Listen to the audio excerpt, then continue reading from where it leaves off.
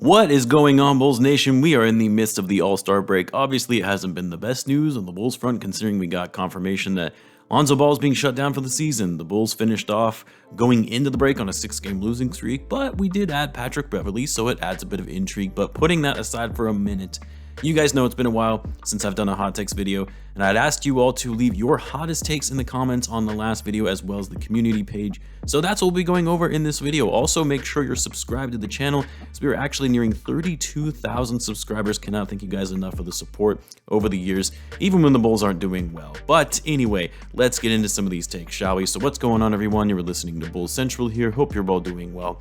Our first take comes to us from Casper Olsen. Despite the age difference, the Bulls would be better off trading Zach than DeMar this offseason.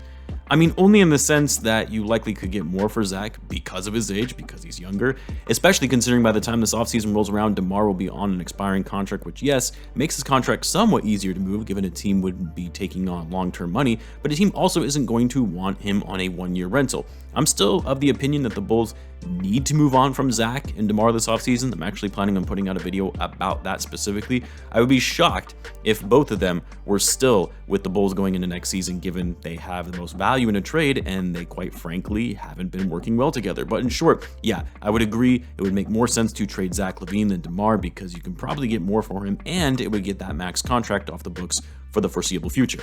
Next, we've got Flaming Turtle. Considering the players going into free agency this offseason, the player that will not get a contract is Javonte, but he will be joining a contending team and get a ring in the 23-24 season. I don't know about Javonte joining a contender. I don't think he's that coveted or that type of player that teams want to add as a role player or a final piece for a championship team. As far as him getting a contract this offseason, though, from the Bulls, I mean, yes, I can actually see that, which is unfortunate because I really like Javonte. I love his game. He knows his role, big-time hustler, energizer. He's just very underrated in my opinion. But yeah, I mean, when you look at the Bulls and their free agents, and they're not going to be able to give a contract to every one of them, Vucevic, Ayo, Coby White, and Javonte Green. Yeah, Javonte probably is the odd man out. Potentially Coby if he gets overpaid by some team and the Bulls are unwilling to match as a restricted free agent. Next, we've got Reese Puffler. Coby White is the worst top 10 pick in the last 5 years, and the reason the Bulls still have him is because no one wants him. Terrible shooter and bad decision making. Would trade him for a chocolate bar and a can of Coke. Well, first of all, have you looked at some of the players selected in the top 5 over the last, or I guess I should say top 10 over the last 5 years?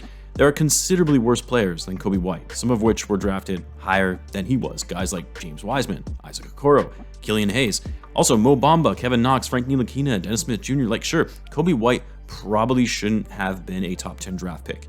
But saying he's the worst top 10 pick of the last 5 years, that's just simply not true. And then as far as saying he's a bad shooter and a bad decision maker, I mean, I feel like you would have a better case for that last season, but Coby has actually improved on that front with his overall decision making. The biggest thing is his shooting has just been very inconsistent, which has been the case for him really since entering the league. Next, we've got Frankie Luchis. The Bulls win 15 out of their next 23 games. Pat Bev has a bigger impact than we think, and the Bulls somehow make the 6th seed and win a playoff series. Wow, you are much more optimistic than I am, my man. First of all, even if the Bulls do win 15 of their next 23 games, which is highly unlikely, I don't think that would get them to the 6th seed because that would mean a lot of other teams need to fall in the standings. And while it's not out of the realm of possibility, the Bulls could get their act together with Patrick Beverley and potentially making the play-in and actually play into the playoffs. Yeah, they're not going to win a playoff series, not when they're going to be going up against teams like the Boston Celtics or the Milwaukee Bucks. Next, we've got Fen Mud KZ Poos. All right, if the Bulls don't make the play-in, either Billy Donovan gets fired or one of DeMar or Zach gets traded. It's definitely not going to be Billy Donovan, even though it should be firing Billy Donovan if the Bulls actually cannot finish in the top 10 of the East with the talent that they have. Like, at some point, you have to blame coaching instead of just saying this roster doesn't work well together. But they're not going to fire Billy because the front office has deluded themselves into believing he's done a phenomenal job and offered him a secret extension during the offseason. Like, the Bulls have Billy under contract for a number of years now, and the ownership is not going to be okay with, yet again, firing another coach still under contract and having to pay them to not even coach the team.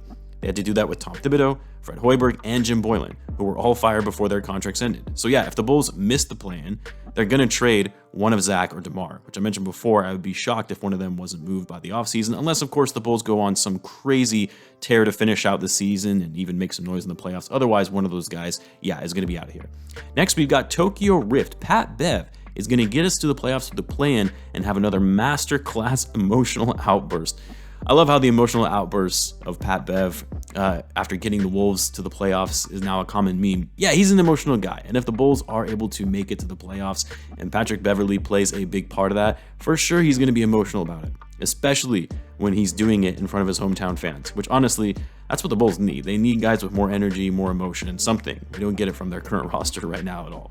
Next, we've got Cam101077. After seeing Coby's improvement this year, he has the potential to be an all-star caliber player one day. Whoa there.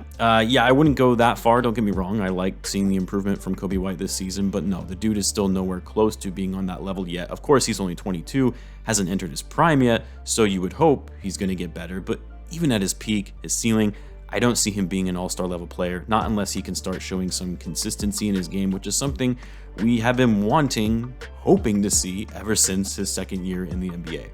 Next, we've got AAJWAZ5. The Bulls will eventually sign LaMelo Ball once Lonzo is fully healthy, since LeVar Ball has always wanted his sons to play together.